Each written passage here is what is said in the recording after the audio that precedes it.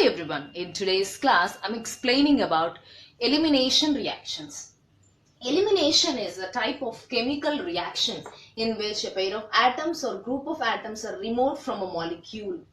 Okay, so it actually takes place by the help of acids or bases. Otherwise we require some metals, otherwise some temperature is required for this elimination reactions. So for example, I'm taking this alkyl halide.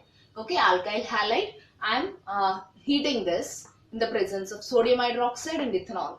You can observe this alkyl halide is converting into alkene. So if you observe this, here I'm removing hydrogen and chlorine from a single molecule.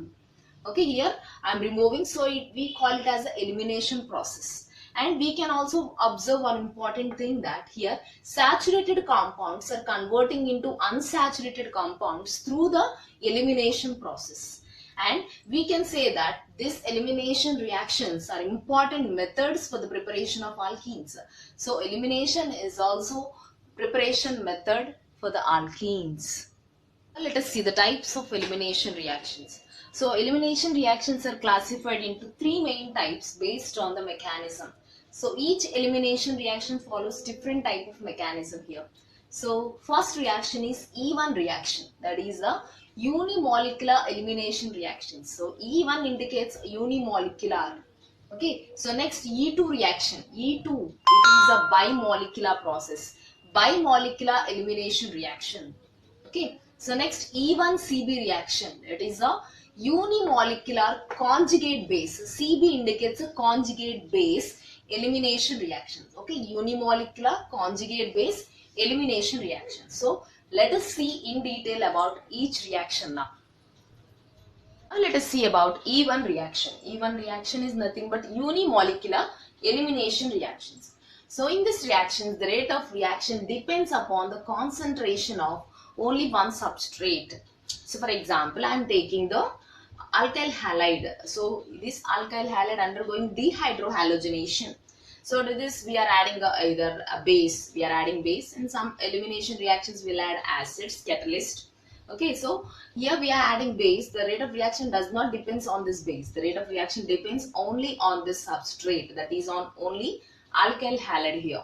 Okay, so as it is depending on only one substrate, the rate of reaction follows first order kinetics.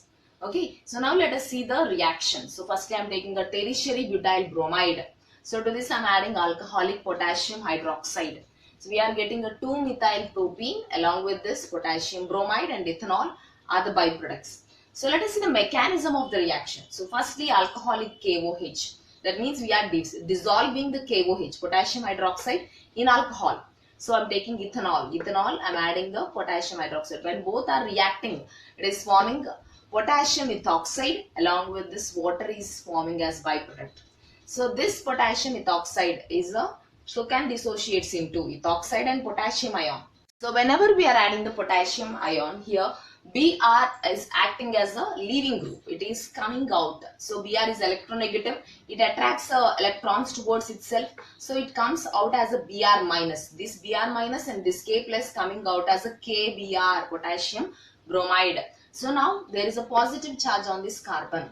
As it is giving its electrons to the bromide, it is generating a tertiary carbocation. So it is carbon is attaching to 3 alkyl groups. We call it as a tertiary carbocation. So the first step is the formation of carbocation as an intermediate.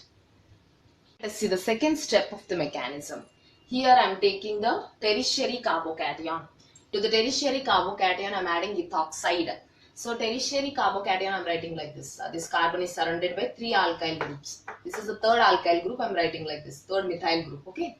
So whenever we are adding ethoxide, this ethoxide abstracting the proton. Okay. So this hydrogen comes out in the form of proton by donating its electrons to the carbon. So carbon gets a negative charge. This negatively charged carbon and this positively charged carbon forms a pi bond here. Okay, so we got 2-methyl propene as a product. Okay, remaining CH3s I am writing this side one and this side one. So now whatever ethoxide is abstracting proton, no, it is coming out as a ethanol. So now let us see the order of reactivity of alkyl halides for these E1 reactions. In E1 reactions, always tertiary alkyl halides are more reactive when compared to secondary alkyl halide, when compared to primary alkyl halide. So what is the reason behind this? So whenever we are taking the tertiary alkyl halide or any alkyl halide, we get a carbocation in case of E1 reactions. Here, tertiary carbocation is more stable when compared to secondary carbocation, and secondary carbocation is more stable when compared to primary carbocation. This is due to inductive effect. The inductive effect here, the positive charge is nullified by the donation of electrons from these three alkyl groups. Here, this positive charge is nullified by three alkyl groups. Here, three alkyl groups are electron donating groups. Okay, so now in case of secondary carbocation, the positive charge is nullified by only two alkyl groups. In case of primary carbocation, the positive charge is nullified by one alkyl group.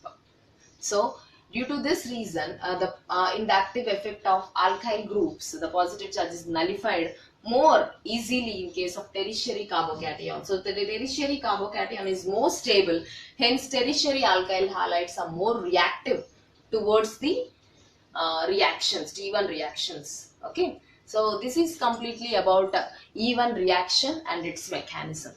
Thank you so much for watching.